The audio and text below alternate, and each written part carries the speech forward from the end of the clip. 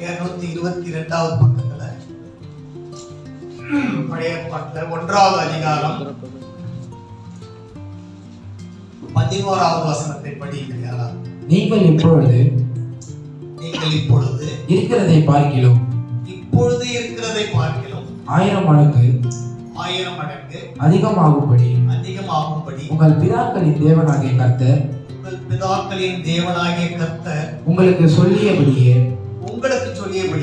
உங்களை ஆசீர்வதிப்பாராக. 2026 கர்த்தர் திருச்சபைக்கு கொடுக்கிற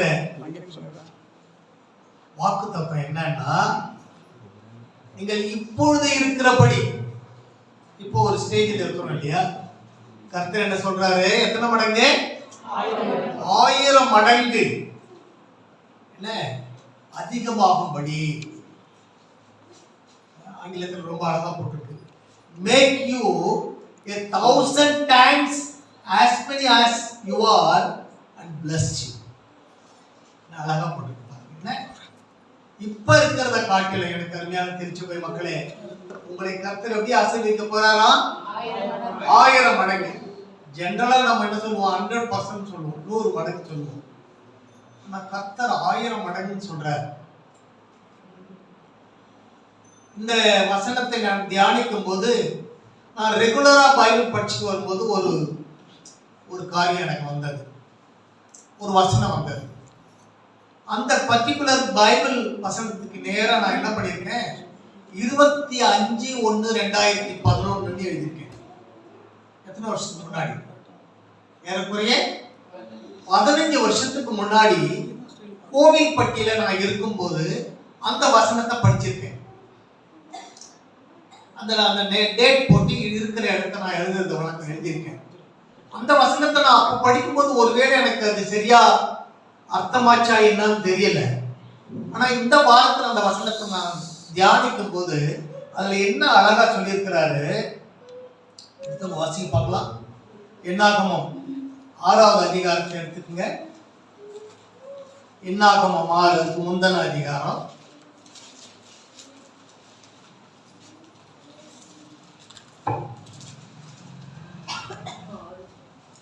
என்னாகமம் 6வது அதிகாரம் 23 படிக்க பார்க்கலாம். நீ ஆரோனோடும் அவன் குமாரரோடும்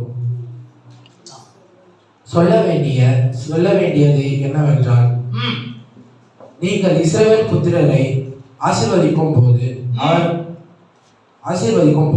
அவர்களை பார்த்து சொல்ல வேண்டியதாவது, கர்த்தர் உன்னை ஆசீர்வதித்து உன்னை காக்க கடவர். கர்த்தர் தம்முடைய முகத்தை உன்மேல் பிரகாசிக்க பண்ணி உன்மேல் கிருபையாய் இருக்க கடவர். கர்த்தர் தம்முடைய முகத்தை உன்மேல் பிரசன்னமாக்கி உனக்கு சமாதானம் கட்டளை கடவர் என்பதே. 3 காரியங்களை 15 வருஷத்துக்கு முன்னாடி சொன்னார். என்ன, ஒருவேளை அந்த நேரத்தில் இருந்த அந்த வசனம் எனக்கு புரியலைன்னாலும் கூட இப்ப அதை நான் படிக்கும் போது கர்த்தர் என்ன சொல்லியிருக்கார் பாருங்க, கர்த்தர் உன்னை ஆசீர்வதித்து காக்க கடவர். ஏறக்குறைய ஜனவரி மாதம் 2011 நான் ஜூன் மாதத்துல ரிட்டையர் ஆக போறேன். பேங்க்ல ரிட்டையர் ஆகும்போது எல்லா கணக்குகளையும் சரி பார்த்து அந்த மேனேஜர் தப்பு பண்ணாம இருக்கிறாரான்னு பார்த்து அதுக்கப்புறம் தான் அவர் அங்கிருந்து வீட்டுக்கு அனுப்புவாங்க. இல்லைன்னா அவரு நாளைக்கு இன்னைக்கு ரிட்டையர் ஆகிறாருன்னா 5 மணிக்கு அவர் வெளியே ஆகும்போது 4 மணிக்கு அவருக்கு ஏதாவது ஒரு மெமோ மாதிரி கொடுத்து பென்ஷனை நிப்பாட்டிடுவாங்க. என்ன பண்றாங்க? பென்ஷன் கிடைக்கிறத நிப்பாட்டிடுவாங்க. அவருக்கு அதான் அதுக்கப்புறம் வருமானம். கர்த்தர் அந்த வருஷத்துல 2011 15 வருஷத்துக்கு முன்னாடி அவர் 3 காரியங்கள் என் இடத்துல சொல்லியிருக்கிறார். நம்பர் 1, உன்னை காக்க கடவர். ஆசீர்வதித்து காக்க கடவர். 2வது, அவருடைய முகத்தை உண்மையில் பிரகாசிக்க பண்ணி உண்மையில் எப்படி இருக்க கடவர்? கிருபையாய் இருக்க கடவர். 3வது, அவருடைய முகத்தை தம்முடைய முகத்தை உண்மையில் பிரசன்னமாக்கி என்ன சொல்லியிருக்காரு? சமாதானத்தை கொடுக்க கடவர். பாருங்க, இந்த வசனத்தை படிக்கும் போது நான் அந்த பழைய காரியங்களை சொல்லி புது காரியங்களுக்கு நான் கடந்து வருகிறேன். எனக்கு புரியல. ஆனா பாத்தீங்கன்னா ஜூன்ல ஆகும்போது மார்ச் மாதத்துல ஒரு ஆடிட்டர் வரார் பிரான்ச். அவர் சர்டிபிகேட் கொடுத்ததுக்கு அப்புறம் தான் உங்களை அனுப்பலாமா அனுப்பக்கூடாதான்றத பேங்க் தீர்மானம் பண்ணணும். ஏன்னா எல்லாமே பணத்துல இருக்குது, இன்னொருத்தர் பணத்தை ஹேண்டில் பண்றது. கவர்மெண்ட் பணத்தை நீங்க அதிகாரம் உங்ககிட்ட கொடுத்து உங்களை பராமரிக்க சொல்றது. கர்த்தர் என்ன பண்ணியிருக்காரு, உன்னை பார்த்துக்குவாரு, கர்த்தர் இருக்கிற பொறுப்பு இருக்குன்னு சொன்னார். ஆமா அருமையானவர்களே, ஒரு மார்ச் மாதம் போல சாம் பொன்னையா ஒரு கிறிஸ்தவ ஆடிட்டர் பிரான்ச்சுக்கு வந்தார். யார் வந்தாரு? ஒரு கிறிஸ்தவ ஆடிட்டர் கர்த்தர் கொண்டு வந்து எந்த விதமான ப்ராப்ளமும் இல்லைன்னு என்ன பண்ணாங்க, என்னுடைய ரிட்டையர்மெண்ட்டை நான் பார்க்கறதுக்கு 30/6/11 நான் ரிட்டையர் ஆகிறதுக்கு உதவி செஞ்சாங்க. இந்த காரியத்தை ஏன் சொல்றேன்னா, கர்த்தர் ஏதாவது ஒரு காரியத்தை உங்களிடத்திலே சொல்வாரானால் அதுக்கு காரணம் இல்லாம இருக்கார். எதையோ மனதில் வைத்து கர்த்தர் சொல்லுகிறார். இந்த வசனத்தை நான் நினைச்சு பார்க்கிறேன். கர்த்தர் காத்தார், கிருபையா இருந்தார், மூன்றாவது என்ன பண்ணாரு, சமாதானத்தை கொடுத்தார். இந்த புது வருஷத்துல எனக்கும் உங்களுக்கும் கர்த்தர் சொல்ற காரியம் எத்தனை மடங்கு அதிகரித்து செய்வாராம்? 1000 மடங்கு. ஆமா, கொஞ்சம் யோசனை பண்ணி பார்த்தா நமக்கு புரியாதுதான். மனித மூளைக்குள்ள அதை என்ன பண்ண முடியும், நம்மால புரிந்து கொள்ள முடியாது. கர்த்தர் 1 மடங்கு 2 மடங்கு 100 மடங்கு சொல்லல. நீங்க இப்பொழுது இருக்கிறதை காட்டிலும் 2026 எத்தனை மடங்கு நீங்க அதிகரிப்பீங்க? 1000-fold, 1000 times. நீங்கள் அதிகமாகும்படி கர்த்தர் உதவி செய்வார்.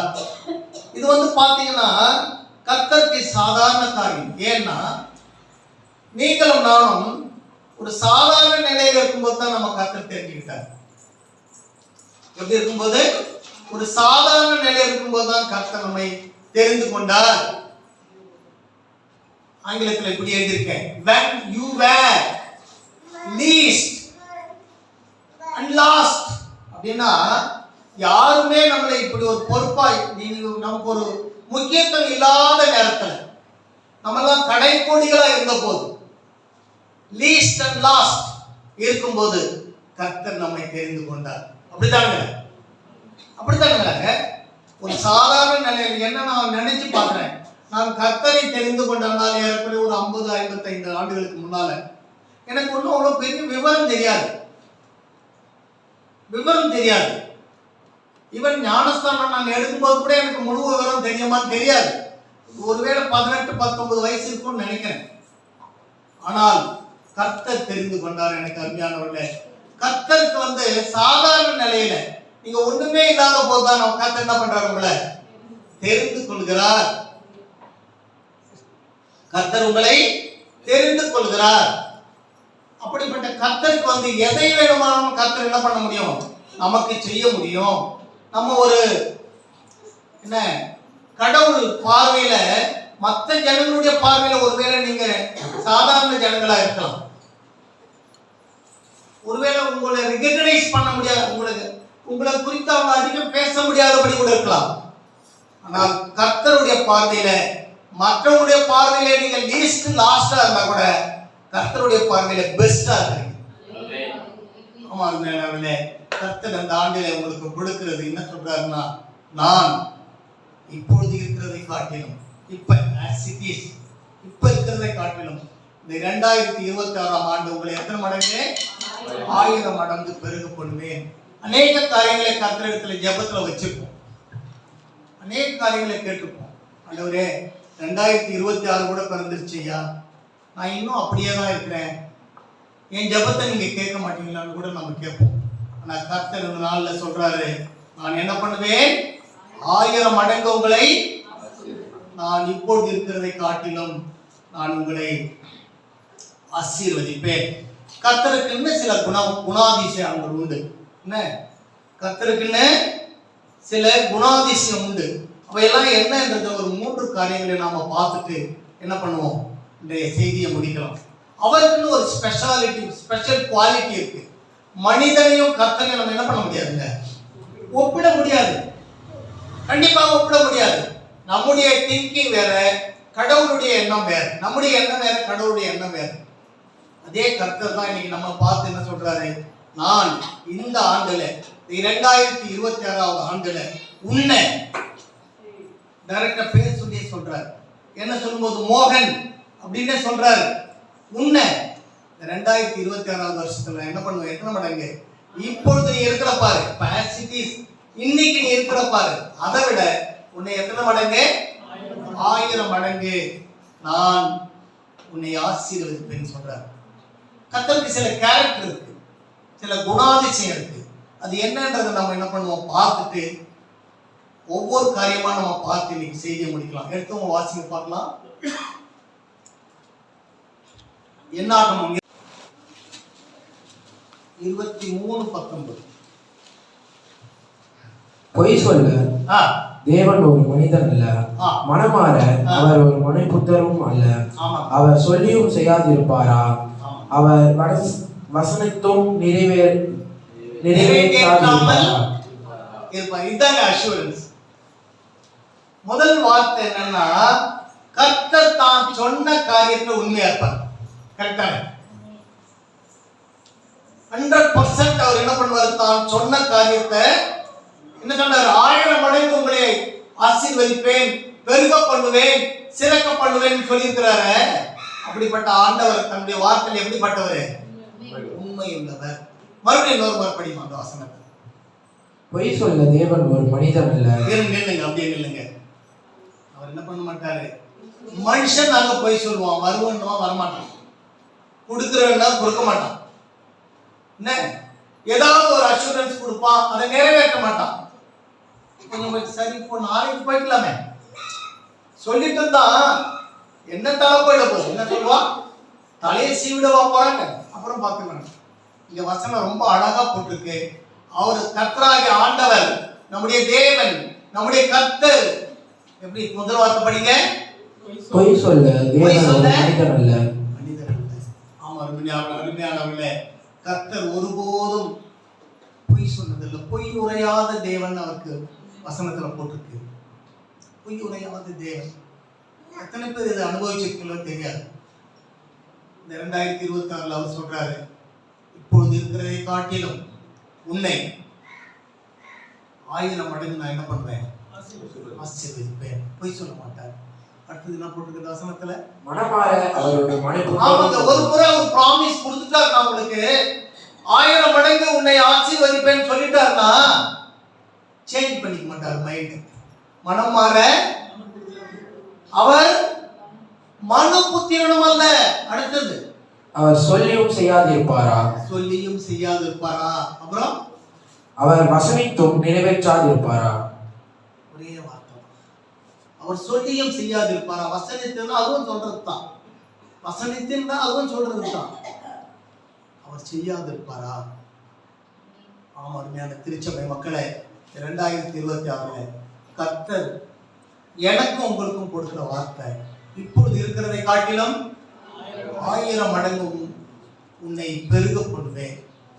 கண்டிப்பா செய்வார். அவருக்கு என்னது, ஒரு முறை சொல்லிட்டாருன்னா அதை திருப்பி எடுத்துக்க மாட்டாரு. அவரு செய்ய முடியாததை சொல்ல மாட்டார். பொய் சொல்லாத தேவன், பொய் உரையாத கர்த்தர். அப்படிப்பட்ட தேவனை தான் நீங்களும் நானும் ஆராதிக்கணும். ஒண்ணுமே இல்லாத ஜனங்கள் தான் கர்த்தர் தெரிந்து கொண்டார். எத்தனையோ காரியங்களை பார்த்துருக்கிறேன் என்னுடைய அனுபவத்துல. இத்தனை ஆண்டு அனுபவத்துல எத்தனையோ திருச்சபையில் போயிருக்கேன். சாதாரண ஏழை மக்கள், சாதாரண ஏழை ஜனங்கள் கர்த்தர் அவர்களை ஆசீர்வதித்ததை நான் பார்த்துருக்கேன். அவருடைய பிள்ளைகளை பெரிய பெரிய உத்தியோகத்துக்கு கொண்டு போனதை நான் பார்த்துருக்கேன். போன வாரத்துல நான் சிஎஸ்ஐ ரெடியூஸ் போனேன். வேதக்கணின்னு ஒரு அம்மா, ஒரு சின்ன புள்ள பிரசங்கம் பண்றாங்க. ஹார்ட்லி மேபி 25 to 30 தான் ஏஜ் இருக்கும்னு என்னுடைய அனுமானம். வேதக்கணியன் ஒரு கோயில் குட்டியோட பொண்ணு. மதுரையில ஒரு பெரிய சிஎஸ்ஐ திருச்சபையில் கோயில் குட்டின்னு கேள்விப்பட்டிருக்கீங்களா? இருக்காது அந்த அனுபவம் இருக்கா? கோயில் குட்டினா செக்ஸ்டன் பேர். நம்ம ஐயாவுக்கெல்லாம் அப்படி ஒரு ஆள் இல்லை. பெரிய பெரிய மெயின்லைன் சர்ச்சஸ் எல்லாம் Catholic, CSI, Baptist, Methodist, ECI, இப்படி மெயின்லைன் பெரிய பெரிய சபைகள் இருக்கு இல்லையா, அங்கெல்லாம் இந்த அந்த கோயிலை பராமரிக்கிறதுக்கு ஒரு ஆள் வச்சிருப்பாங்க. இவர்தான் போதகர். கோயில் பராமரிக்கிற செக்ஷன் இருப்பார் ஆங்கிலத்துல, அவர் தான் கோயில் குட்டி. அந்த கோயில் குட்டி ரொம்ப உண்மையா இருந்திருக்காரு. அவங்க வேலை என்னன்னா பெல் அடிப்பாங்க, சபையெல்லாம் கிளீன் பண்ணி பெஞ்ச் எல்லாம் தொடச்சி, என்ன இப்போ ஐயா குடும்பத்திலே செய்யறாங்க. அந்த கோயில் குட்டியோட வேலை என்ன, குடும்பமா இங்கேயும் தங்கியிருப்பார். அவருக்கும் சர்ச்சில் ஒரு இடம் கொடுத்துருப்பாங்க, பாஸ்டருக்கும் ஒரு இடம் கொடுத்துருப்பாங்க. அங்கே 2 பேரும் அங்கேயே தான் தங்கியிருப்பாங்க. அந்த கோயில் குட்டி தான் எல்லாத்தையும் சுத்தம் பண்ணி இதெல்லாம் தொடச்சி கரெக்டா 8:30 மணிக்கு பெல் அடிப்பாரு. அவர் பெல்ல அடிச்சதுக்கு அப்புறம் தான் ஃபர்ஸ்ட் பிரேயர் ஆரம்பிக்கும். முதல் பெல் அடிச்சிருவாரு, முதல் பெல்ல ஜனங்க வரணும். 2வது பெல்ல அடிக்கும் போது பாஸ்டர் உள்ள வருவார். சில சர்ச்சில் அந்த கொயர் முன்னாடி பாடிட்டே வருவாங்க, பாஸ்டர் பின்னாடியே வருவார். அப்படிப்பட்ட ஒரு பெரிய பெரிய திருச்சபையில ஒரு சாதாரண அந்த சபையை தொடச்சி பாதுகாக்கிற ஒருத்தருடைய மகள் PhD முடிச்சு, டாக்டரேட் முடிச்சு, இந்த வேதக்கனி அம்மா இந்த புதிய ஏற்பாட்டை பத்தி பிரசங்கம் பண்றாங்க. ரொம்ப அழகா ஞானஸ்தானத்தை பத்தி ரொம்ப தெளிவான ஒரு பிரசங்கத்தை அந்த அம்மா பண்ண முடியுது. அப்பதான் நான் யோசிக்கிறேன், ஒருவேளை பல வருடங்களுக்கு முன்பாக அந்த கோயில் குட்டி கிட்ட கர்த்தர் சொல்லியிருப்பார், நீ இப்பொழுது இருக்கிறதை காட்டிலும் எத்தனை மடங்கு, 1000 மடங்கு ஆசீர்வதிச்சாரா இல்லையா? கோயில் குட்டி ஒரு அந்த அம்மா சொல்லும்போது எங்க அப்பாவுக்கு கையெழுத்து கூட போட தெரியாது. என்ன சொல்லுது, எங்க அப்பாவுக்கு கையெழுத்து படிக்கல, எங்க அப்பா கையெழுத்து கூட போட தெரியாது.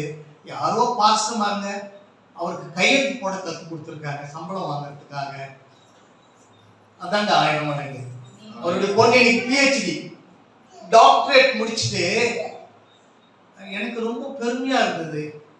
அப்பதான் இந்த வசனத்தை யோசித்தேன், ஆமா ஆண்டவரே, நீர் பொய் உரையாத தேவன், நீர் பொய் சொல்றதே இல்லை, நீர் வசனித்தும் நீர் சொல்லியும் அது நடக்காது இருக்குமா?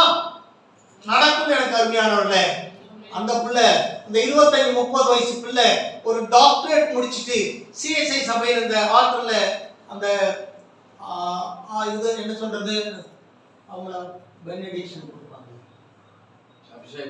அபிஷேகம் பண்ணவங்க மட்டும்தான் அந்த ஆற்றல் ஏறி பேச முடியும். அபிஷேகம் இல்லாதவங்க அந்த ஆற்றல் ஏறி பேசக்கூடாது. அபிஷேகம் பெற்றவர்கள் அந்த இது பண்ணவங்க மட்டும்தான் கம்யூனியன் கூட கொடுக்கலாம். எல்லாரும் நம்ம கொடுக்குற மாதிரிலாம் இருக்க முடியாது. அந்த பிள்ளையை அந்த குடும்பத்தை கர்த்தர் இவ்வளவு தூரம் உயர்த்தி வச்சிருக்காங்க. அதுதாங்க 1000 மடங்கு. கர்த்தர் என்ன பண்றாரு இந்த இடத்துல, அவர் என்ன சொல்றாரு, முதல் காரியத்துல சொல்றாரு, நான் சொன்னேன் நான் செய்வேன், நான் உங்களுக்கு ஒரு ஆசீர்வாதத்தை கொடுக்குறேன். இந்த 2026ல இப்ப இருக்கிறத விட ஏன் 1000 மடங்குன்றது நம்ம இப்படி வச்சுக்கோங்க, பல மடங்கு நான் உன்னை ஆசீர்வதிப்பேன் சொல்றாரு. போய் சொல்வாரா? கண்டிப்பாக செய்வார். வேதத்துல ஆதியாகமம் 26:12 போட்டிருக்கு, ஈசாக்கு விதை விதைத்தான், அதை எத்தனை மணிக்கு பதிவு செஞ்சாங்க? அருமையான திருச்சபை மக்கள், இந்த வேத அறிவியல் ரொம்ப தெளிவா இருக்கிறீங்க. எத்தனை மடங்கு தான் விதை விதைச்சது? அந்த பகுதி போய் வீட்டுல வாசித்து பாருங்களேன். ஒரு இடத்துக்கு போவான், கர்த்தர் சொல்லுவாரு, நீ எகிப்துக்கு போகாத, இங்கேயே தங்கிடு, இந்த ஊர்லயே தங்கிடு அப்படின்னு சொல்லுவாரு. நல்ல பஞ்சம், பயங்கரமான பஞ்சம், தண்ணி இல்லாத பஞ்சம். அப்படிப்பட்ட நேரத்துல ஆண்டவர் ஈசாக்கு பார்த்து சொல்றாரு, நான் உன்னை இன்னும் உன்னுடைய ஜாதியை பெருக பண்ணுவேன், நான் மனரத்தனையால் பெருக பண்ணுவேன், எண்ண முடியாத அளவுக்கு பெருக பண்ணுவேன். அப்படி இப்படி எல்லாம் ஆண்டவர் பிராமிஸ் கொடுக்கிறார். எடுக்கலாம் அந்த பகுதியை எடுக்க பார்க்கலாம். ஆதியாகமம் 26வது அதிகாரத்தை எடுங்க. அங்க என்னென்ன சொல்றாரு பாருங்க. 26 அந்த பகுதியை எடுத்துங்க. நான் நினைக்கிறேன் 102வது பக்கம். அந்த 27 அதிகார ஆரம்பத்தில் என்ன சொல்றாரு, முதல் வசனம் என்ன சொல்றது, ஆபிரகாமின் நாட்களில் உண்டான பஞ்சத்தை அல்லாமல் பின்னும் ஒரு பஞ்சம் தேசத்தில் உண்டாயிற்று. அப்போது ஈசாக்கு பெலிஸ்தருக்கு ராஜாவாகிய அபிமெலேக்கு கேராவுக்கு போனான் அப்படின்னு போட்டிருக்கு. பஞ்சம், தண்ணி இல்லாத நேரம் தானே பஞ்சம், மழையே பெய்யல.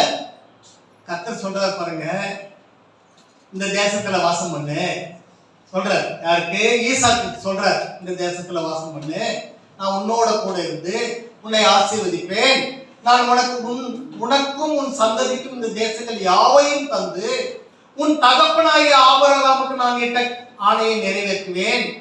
ஆபிரகாம் என் சொல்லுக்கு கீழ்ப்படிந்து என் விதிகளையும் என் கற்பனைகளையும் என் நியமங்களையும் என் பிரமாணங்களையும் கைக்கொண்டபடியினாலே நான் உன் சந்ததியை வானத்தின் நட்சத்திரங்களைப் போல பெருக பண்ணி உன் சந்ததிக்கு இந்த தேசங்கள் யாவையும் தருவேன். உன் சந்ததிக்குள் பூமியில் உள்ள சகல ஜாதிகளும் ஆசீர்வதிக்கப்படும் என்றார். எனக்கு அருமையான மக்களே, இப்படி அவனுக்கு ஒரு பிராமிஸ கொடுத்தார் ஈசாக்குக்கு. 12ஆம் வசனம் சொல்லுது, ஈசாக்கு அந்த தேசத்தில் விதை விதைத்தான். கர்த்தர் அவனை ஆசீர்வதித்ததினால் அந்த வருஷத்தில் 100 மடங்கு அடைந்தான், பலனை அடைந்தான். இதாங்க கர்த்தருடைய வார்த்தை. கர்த்தர் ஒரு முறை சொல்லிட்டாருன்னா, ஒரு முறை ப்ராமிஸ் கொடுத்துட்டாருன்னா, அவரு பொய் சொல்ல மனிதன் அல்ல, பொய் உரையாத தேவன்.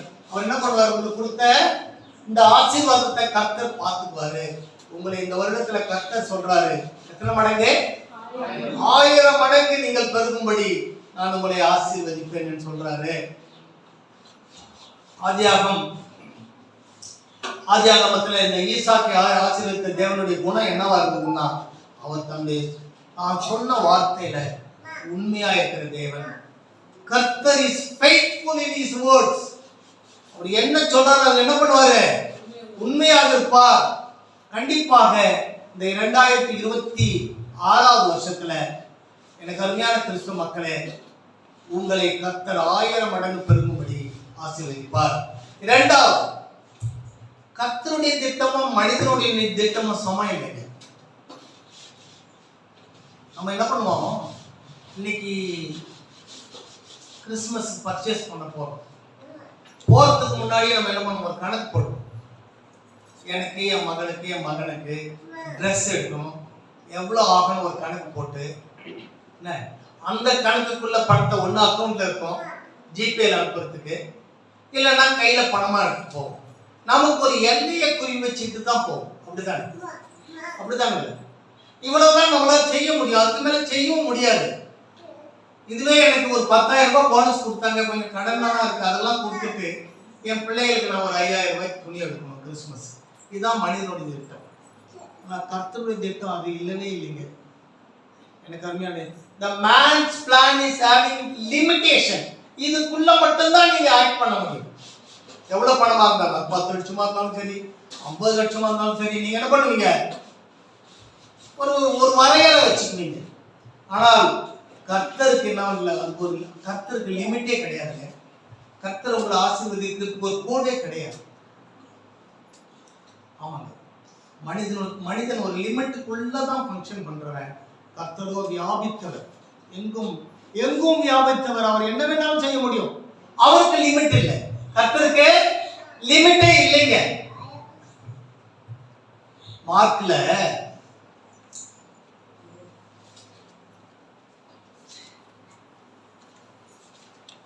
இங்க ஒரு காரியம், 2 காரியத்தை நான் என்னாகமத்துல அங்க என்ன நடக்குதுப்பாங்க? என்னாகமம் 11வது அதிகாரம் எடுத்து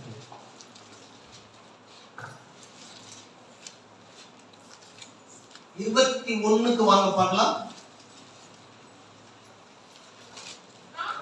இங்க இந்த அதிகாரத்துல ஒரு சம்பவம் நடக்குதுங்க. என்ன நடக்குதுன்னா, இஸ்ரேல் ஜனங்கள் புறப்பட்டு போயிட்டு இருக்காங்க. எகிப்துல இருந்து மீட்டு ஆண்டவர் கொண்டு வராரு. கொஞ்ச தூரம் வந்தோடனே ஜனங்களுக்கு கறி சாப்பிடணும்னு ஆசை வந்துருச்சு. முதல்ல சாப்பாடு கேட்டாங்க, மண்ணா கொடுத்தாரு.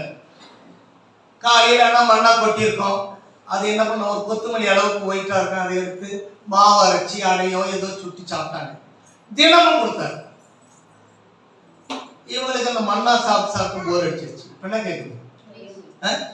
கறி கேட்குது. எகிப்துல இருந்தோம், நல்லா கறி சாப்பிட்டுட்டு இருந்தோம், டெய்லியும் மண்ணாவே சாப்பிடணும், இது என்னன்னு ஒரு வெறுப்பு தட்டி போச்சு. அது மனித சுபாவம். என்னப்பா டெய்லி சாம்பாரே வச்சுட்டு இருக்க? குழந்தைங்க கேட்குறாங்களா இல்லையா அம்மா கிட்ட? டெய்லி சாம்பார் காரக்குழம்பு சுற்றி அங்கேயே சுற்றிட்டு இருக்கிற, என்னைக்காவது ஒரு சிக்கன் வாங்கி செய்தியா மட்டன் வாங்கி செய்தியான்னு பிள்ளைங்க கேட்குறாங்க. இந்த ஜனங்களுக்கு கறி ஆசை வந்துருச்சு. மோசே கிட்ட சொல்றாங்க, என்னப்பா எங்களை இந்த மாதிரிலாம் பண்ணிட்டியே, எங்களுக்கு கறி சாப்பிடணும் போல ஆசை இருக்கு, நாங்க அங்கிருந்தாவது கறிட்டு போனோம். இந்த மோசே என்ன சொல்றான்,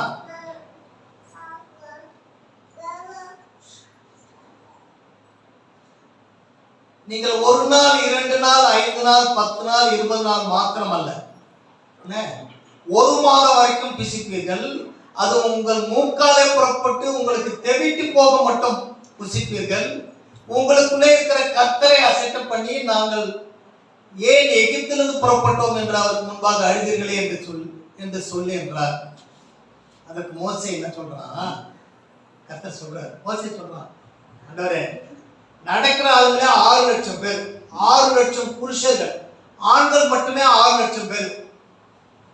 அந்த வசனம் பாருங்க, 21 வசனம் படிங்க.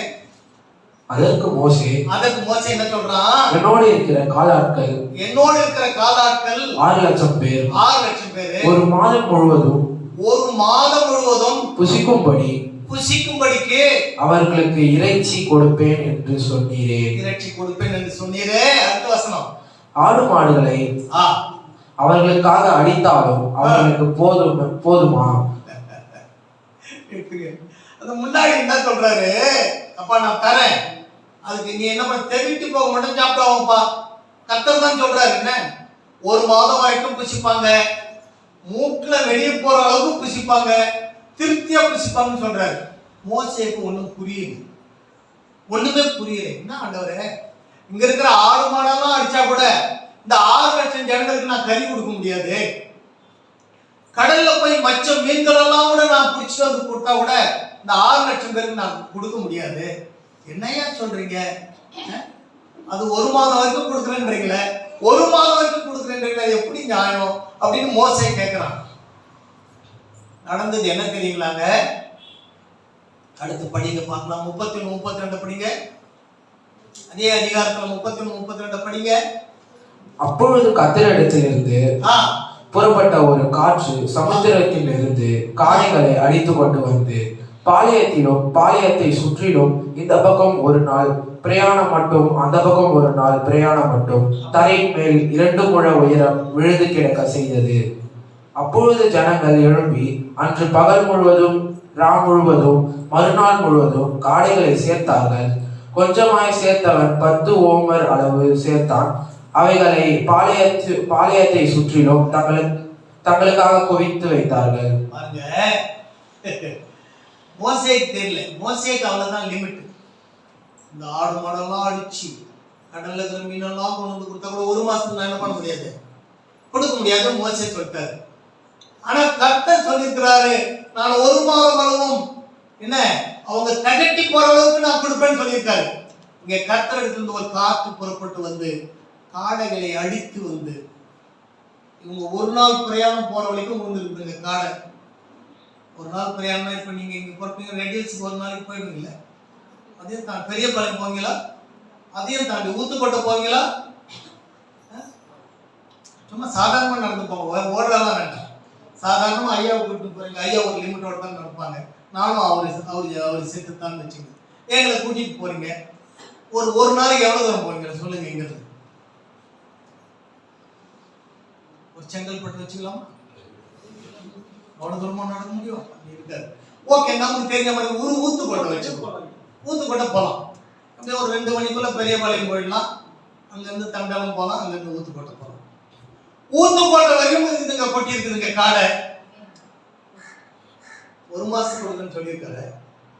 ஊத்துக்கோட்டை வரைக்கும் இவங்க பாளையத்துக்கு வெளியே குவியலா குவிச்சு வச்சிருந்தாங்களாம். ஒரு கடல்ல இருந்து ஒரு காத்து அடிச்சு அங்க இருக்கிற எல்லா காடைகளையும் கொண்டு வந்து போட்டுட்டாரு. அதுதாங்க கர்த்தர். ஆமாங்க, மனிதன் இவ்வளவுதாங்க, இதுக்கு மேல பண்ண முடியாதுங்க. ஆனா கர்த்தர் அப்படி கிடையாதுங்க. கர்த்தர் அப்படி கிடையவே கிடையாது.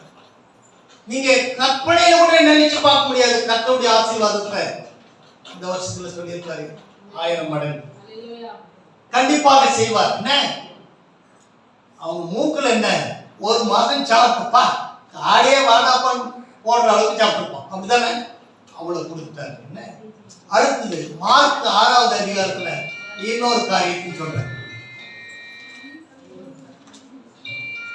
கொஞ்சம் ஓய்வு எடுக்கலாம்னு ஒரு பக்கமா போனார் ஆண்டவர் சீடர்களை கூட்டிட்டு. நீங்க வீட்டுல போய் அந்த அதிகாரத்தை படிச்சு பாருங்க. என்ன மார்க் 6வது அதிகாரம் இவர் என்ன பண்றாரு, சீடர்களை கூட்டி ஜனங்க நிறைய வர ஆரம்பிச்சிட்டாங்க. நம்ம ஒரு ஜன நடமாட்டம் இல்லாம ஒரு இடத்துக்கு போலான்னு ஒரு காட்டுக்கு போறாரு. காட்டுக்கு அங்கேயும் ஜனம் நிறைய பேர் வர ஆரம்பிச்சிட்டாங்க. இயேசு கிறிஸ்து அங்க வந்திருக்கிறார், இயேசு அங்க வந்திருக்கிறார், நிறைய பேர் வர ஆரம்பிச்சிட்டாங்க. நிறைய கூட்டம் ஆயிடுச்சு. சாயந்தரம் வேலையும் ஆகி போச்சு, இருட்டி போச்சு. அவங்களுக்கு ஏதாவது சாப்பிட கொடுக்கணும். இந்த திரளான ஜனங்க, 5000க்கு மேல ஜனங்க, அவங்களுக்கு ஏதாவது சாப்பிட கொடுக்கணும். அவங்களுக்கு ஏதாவது போய் வாங்கிட்டு வாங்கலாமா அப்படின்னு கேட்கிறாரு சீடர்கள். சீடர்கள் என்ன சொல்றாங்க, 200 காசுக்கு வாங்கினா கூட இவ்வளவு ஜனங்களுக்கு எப்படி ஆண்டவர் வாங்க முடியும் அப்படின்றாங்க. அப்ப கேட்கிறாரு, இந்த சீடர்களுக்கு லிமிட் அவ்வளவுதாங்க. சீடர் என்ன பண்ணிருப்பான், பையில எவ்வளவு பணம் இருக்குன்னு பார்த்திருப்பான், இந்த ஜன கூட்டத்தை பார்த்திருப்பான். ஒரு ஆளுக்கு 100 ரூபாய் வச்சுக்கப்பா தலைக்கு, நம்ம பணம் சரியா இருக்காதான் பார்த்திருப்பான். ஒருவேளை அந்த காலத்துல அந்த பணத்துக்கு சரியா இருக்கணும், 200 பணத்துக்கு மேல வாங்கினா கூட இந்த கூட்டத்தை சமாளிக்க முடியாதுன்ட்டு சீடர்கள் சொல்லுகிறார்கள், மனிதர்கள் சொல்லுகிறார்கள். கர்த்தர் சாதாரணமா கேட்டார், உங்ககிட்ட என்ன இருக்குன்னு கேட்டார். அப்படிதான் கேட்டார். உங்க வீட்டுல போய் படிச்சுப்பாங்க, உங்ககிட்ட என்ன இருக்குன்னு கேட்டார். இவங்க கிட்டே இல்ல, யாருக்கிட்ட, சீடர்கிட்ட இல்ல. இங்க யாருக்கிட்ட, ஒரு பையன்கிட்ட என்ன இருக்க, 5 அப்பமும் கொடுக்க முடியுமாங்க? எங்க சாமுக்கு கிட்ட கூட போதும். 5 அப்பம் 2 மீனாலும் எந்த மூளைக்கு என்ன அத்தை 10வது வச்சிருக்க கூடாது. ரொட்டிய சாப்பிடுற ஏஜ் சாப்பிடுற, இன்னமா 2 வச்சுட்டு என்ன விட்டுட்டேன் அப்படின்னு கேட்குற ஏஜ்.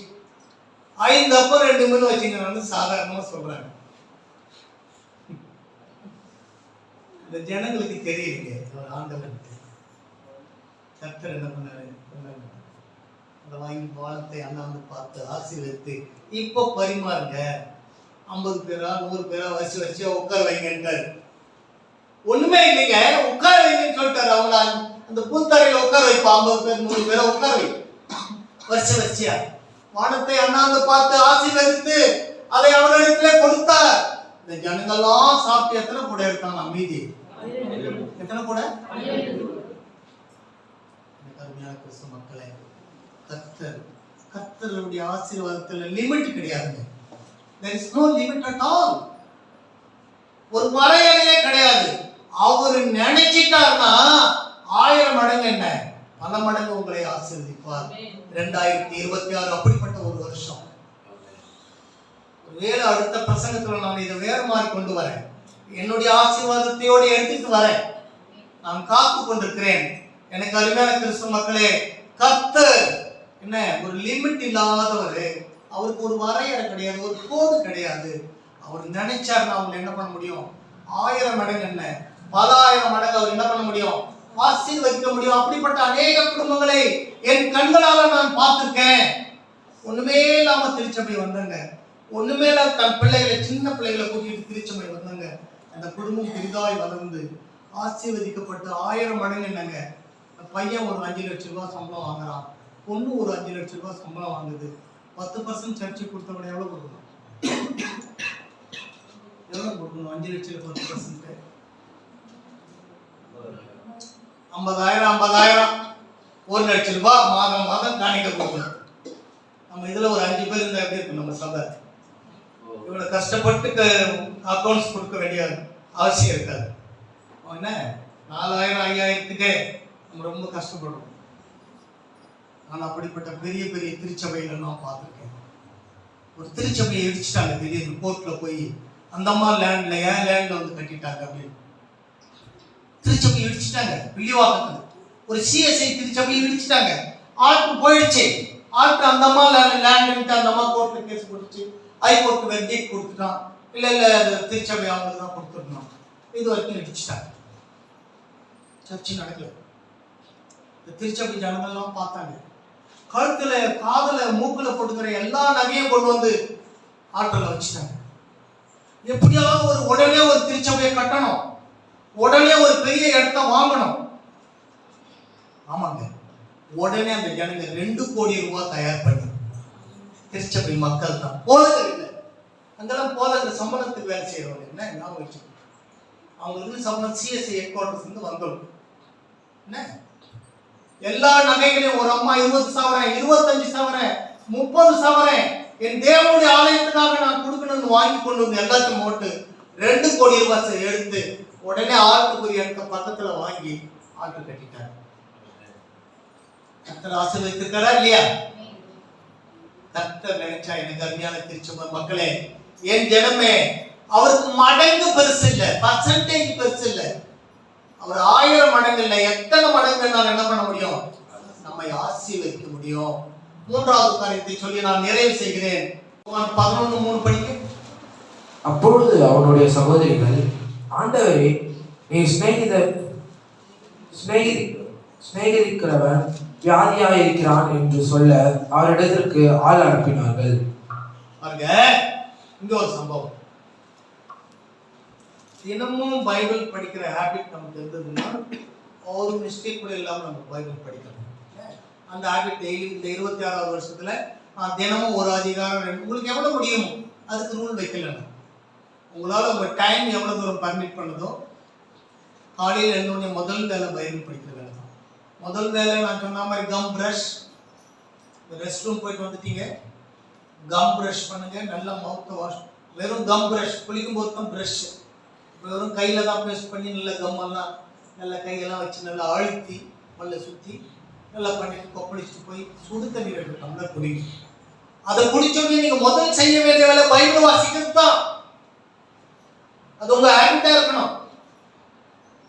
உங்களுக்கு நேரத்துக்கு ஏற்ற மாதிரி செய்யுங்க. என்ன பைபிள்ல உட்காந்துட்டு அம்மா 1000 முறை கூப்பிட்டு இருப்பாங்க, அது வரைக்கும் அப்படியெல்லாம் செய்யாது.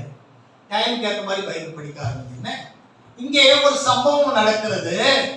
மார்த்தாள் மரியாள்ன்றவங்க ரொம்ப ஆண்டவர்கிட்ட ரொம்ப பிரியமாக இருந்த அக்கா தங்கச்சி. மார்த்தாள் மரியாள் அவங்க சம்பவத்தை நீங்க வீட்டில் போய் படிச்சு பாருங்க. அவங்க தம்பி ஒருத்தர் லாசர்ன்றவங்க உடம்பு சரியில்லாம இருக்கிறாங்க. ஆண்டவர்கிட்ட நியூஸ் போகுது, இந்த மாதிரி லாசர் உடம்பு சரியில்லாம இருக்கிறாங்க, நீங்க போய் ஜெபம் பண்ணீங்கன்னா லாசர் சரியா போயிடும். ஏன்னா அவர் அநேகருக்கு சுகம் கொடுத்து கொண்டு வருகிறார். அநேக வியாதியற்றவங்களை கை வைக்கிறார், சுகமாகறாங்க. லாசர் உங்களை நேசிக்கிற மார்த்தாள் மரியாள் வீட்டுல லாசர் சுகம் இல்லாம இருக்கா, நீங்க போங்க அப்படின்றாங்க. உடனே கர்த்தர் வரல. உடனே போயிட்டாரா? வீட்டுல மெதுவாக தான் போறாரு. லாசர் என்ன ஆயிட்டாரு? இப்போ செத்து போயிட்டாரு. நம்ம லாங்குவேஜ்ல வருவோம், மரித்து விட்டார், செத்து போயிட்டார். செத்து போயிட்டாரு. அடக்கமும் பண்ணிட்டாங்க, ஊதி கொண்டு போயிட்டாங்க. ஐயா யார? லாசரை கொண்டு போய் அடக்கமும் பண்ணிட்டாங்க. கல்லறை, அவங்க பழக்கம் கல்லறை, நம்ம புதைச்சிருவோம். ஏன்னா ஒரு பைத்தியக்காரன் என்ன பண்ணாங்கன்னா, நம்ம வடநாட்டுல ஒரு கிறிஸ்தவ முறைப்படி ஒருத்தனை புதைச்சிட்டாங்க. ஒரு ஆளு ஒரு கிறிஸ்தவ முறைப்படி கிறிஸ்தவ ஆராதனை நடத்தி ஒருத்தன் புதைச்சிட்டாங்க. உடனே பஜரங்க தள் விஸ்வ இந்து பரிஷத், இந்த இந்து மார்க்கத்தை சேர்ந்தவங்க வந்து இல்ல அவன் கிறிஸ்தவம் கிடையாது, அவன் ஒரு இந்து அப்படின்னு அந்த பணத்தை மறுபடியும் தோண்டி எடுத்து அதை கொளுத்தி இருக்காங்க. இப்ப நடக்கிற சம்பவம் நான் சொல்றேன். ஆண்டவர் போகல, லாசர் இறந்துட்டாரு, எல்லாம் பண்ணிட்டாங்க. இப்ப ஆண்டவர் அங்க போறாரு. உடனே அந்த சகோதரிகள் ஓடி, ஆண்டவரே நீர் இங்கே இருந்தீர்களால் என் சகோதரன் மறுத்திருக்க மாட்டான். பொம்பளைங்க தான் தெரியும் உங்களுக்கு. என்ன நம்ம ஊர் பொம்பளைங்க நம்ம சகோதரிகள் நம்ம பார்த்துருக்கோம். கட்டி பிடிச்சு அழுவாங்க, உறவுகள் ரத்தம். ஐயோ மாமா போயிட்டியா அப்படின்னு அழுவாங்க. இது கட்டி பிடிச்சி ஓன்னு அழுவாங்க, கதறி அழுவாங்க. ஏன் சாமியை பிடிச்சி ஒருவேளை இந்த சகோதரிகள் 2 பேரும் அழுதுருக்கலாம். ஆண்டவர் போனார். அவன் மதிக்கல, அவனை கூப்பிடுங்க. போனார், அங்க நின்னார், வெளியே நின்று அந்த கல்லறை திறக்க சொன்னார். அவங்க ஊர்ல எல்லாம் அந்த கல்லறை உள்ள கொண்டு வச்சுக்குவாங்க, பதப்படுத்தி வச்சிருவாங்க. இன்னைக்கு அந்த வழக்கு அந்த தேசத்தை போய் வாசல்ல நின்னாரு, கல் திறக்க சொன்னாரு, அந்த மூடியை திறக்க சொன்னாரு. வாயில லாசருவே வெளியே வானார். அவங்க அந்த கட்டிக்கிட்டு எல்லாம் வைப்பாங்க, அங்க கட்டு போட்டு அதெல்லாம் வைப்பாங்க. லாசர் கட்டோட வெளியே வரான். அப்படியே நம்மள அந்த பேயின் ஓடுவோம், அப்படியே எழுந்து வராங்க. லாசரு கட்டை எடுத்து விடுங்க, அவனுக்கு ஆகாரம். எனக்கு அருமையான கிறிஸ்தவ மக்களை, இந்த சத்தியத்துல நாம தெரிஞ்சுக்கிறது, delay is not denial. காலதாமதமா வர்றது உங்களை ஆச்சரியக்க மாட்டாருன்னு அர்த்தம் இல்ல. புரியுதா உங்களுக்கு? இங்க லாசருஸுக்கு அவர் உடனே போயிருக்கலாம், நியூஸ் வந்து, ஆனா உடனே போல, காலதாமதமா தான் போனாரு, லேட்டா போனாரு. ஆனால் அங்கே ஆச்சரியம் அற்புதங்கள் நடந்தது. ஒருவேளை என்ன இவ்வளவு நாள் நீங்க ஜெபம் பண்ணிட்டு இருப்பீங்க ஏதோ ஒரு காரியத்துக்காக. நான் கூட ஜெபிச்சுக்கிட்டே இருக்கேன். நான் என்னுடைய ஜெபத்துல கேத்ரின் இருக்காரு, இப்போ அவர் கல்யாணம் ஆக போகுது. அவருடைய ப்ரேயருக்காக நான் எவ்ரி டே மார்னிங் ப்ரேயர்ல இந்த பிள்ளை ஒரு பப்பியும் ஒரு போட்டோ குப்பம் ஒரு பிள்ளை, இந்த பிள்ளைக்கு பேரை சொல்லி ஜெபிப்பேன். நம்ம பிள்ளைகளுக்கு அது மாதிரி நிறைய பேருக்கு ஜெபிச்சிருக்கேன். அவங்களுக்கு இப்ப திருமணம் ஆயிருக்கு.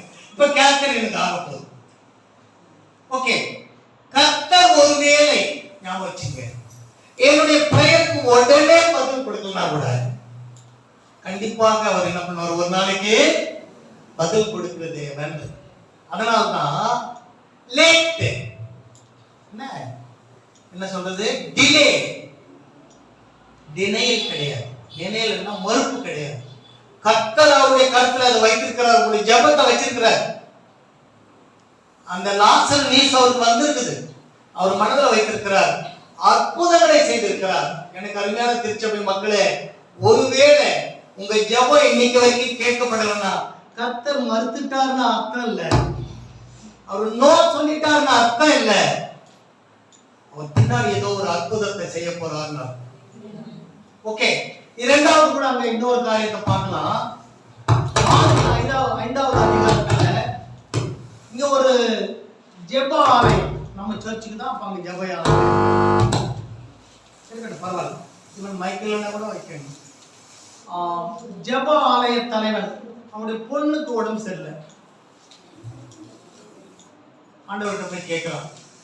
எடுத்துங்க பார்க்கலாம், மார்க் 5வது அதிகாரத்தை எடுத்து வச்சுக்கோங்க.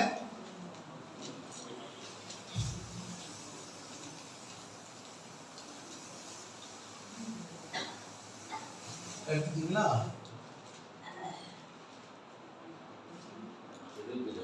என்னையா 22 படிக்க பார்க்கலாம் யாராவது ஒருத்தர். அப்பொழுது ஜெப ஆலய தலைவரில் ஒருவனாகிய எவ்வியூரு என்பவன் வந்து அவரை கண்டவுடனே அவர் பாதத்தில் விழுந்து, என் குமாரத்தி மரண அவசைப்படுகிறாள், அவள் ஆரோக்கியம் அடையும்படிக்கு நீர் வந்து அவள் மேல் உமது கைகளை வையும், அப்பொழுது பிழைப்பாள் என்று அவரை மிகவும் வேண்டிக் கொண்டார். இவன் போறான், நம்ம பாஸ்டர் போறார், ஜெப ஆலய தலைவர், மகளுக்கு ரொம்ப முடியல. இயேசு கிட்ட போய் கேட்கிறார், ஆண்டவரே நீங்க வாங்க, நீங்க வந்து அவன் மேல நீங்க கை வச்சீங்கன்னா என்ன ஆயிடும்? உடனே போலீங்க. இவர் போறாரு, ஒரு 2 சொன்ன வேகமாவும் போல, மெதுவா தான் போறாரு. போற வழியில தான் அந்த பெரும்பாடுள்ள ஸ்திரீ ஒருத்தர் வந்து அவர் துணியை தொட்டாங்க, கூட்டத்தோட போறாரு. அப்போ போற வழியில அந்த அம்மா இந்த துணியை தொட்டு சுகமான அந்த பெரும்பாடு உள்ள ஸ்திரீ சம்பவம் எல்லாம் வருது. 12 வருஷமா பெரும்பாடு உள்ளவர்கள். இவர் போயிட்டு இருக்கும்போது எதிரில் ஒரு ஆள் ஓடி வரான். எவ்வீரு ஆண்டவரோட தான் வராரு, போய் ஆண்டவரை கூட்டிட்டு வராரு. யார்? அந்த ஜெப ஆலய தலைவர். இயேசு கிறிஸ்து வந்துட்டு இருக்கும் போது வீட்டுல இருந்து ஒருத்தன் ஓடி போய், ஆண்டவரை தொந்தரவு பண்ண வேண்டாம், உங்களுடைய மகள் என்ன மரித்து போய்விட்டால். ஆமாங்க, டிலே இஸ் நாட் டினையல். என்ன காலதாமதம் என்பது கொடுக்க கூடாது அல்லது கொடுக்க முடியாதுன்னு அர்த்தம் இல்லை. ஒருவேளை உங்க ஜெபம், ஆமாங்க, போயிட்டு அந்த பிள்ளை உயிரோட எடுத்துட்டாங்க, கவலைப்படாதுப்பா, எப்படி சொல்றாரு, அவளை நான் எழுப்பிடுறேன். அவன் நிறுத்தியா இருக்கிறான். அங்கதானே என்ன வார்த்தை யூஸ் பண்றாரு? நான் ஏற்கனவே கூட உங்ககிட்ட ஒரு வார்த்தை, அந்த வார்த்தை பத்தி பிரசங்கம் பண்ணியிருக்கேன். கலி நவமி அப்படின்னா சிறுபண்ணே எழுந்தது. ஆமாங்க, காலதாமதம் கர்த்தர் கொடுக்கலன்ற அர்த்தம் இல்லைங்க. ஒருவேளை இன்னைக்கு உங்க ஜபத்துக்கு அது இல்லாம இருக்கலாம். கர்த்தர் கண்டிப்பா இன்றைக்கு சொல்றார் 2026ல இப்பொழுது இருக்கிறதை காட்டிலும் 1000 மடங்கு ஆசீர்வதிப்பேன் சொல்ற. இன்னும் ஒரே ஒரு காரியத்தை நான் சொல்லி நான் முடிக்கிறேன். பாருங்க, எவ்வளவு லாசரு உயிரோடு எழுப்பின தேவன், எவ்வளவு மகளை எழுப்பின தேவன் என்ன நம்முடைய வாழ்க்கையிலும் கர்த்தர் ஒரு அற்புதங்களை ஆச்சரியங்களை செய்வார். நாம் முதலாவது பார்த்தோம், கர்த்தர் பொய் உரையாத தேவன். 2026 சொன்ன அந்த வாக்குத்தத்தத்தை கண்டிப்பா நிறைவேற்றுவார். 1000 மடங்கு பெருகும்படி செய்வார். இரண்டாவது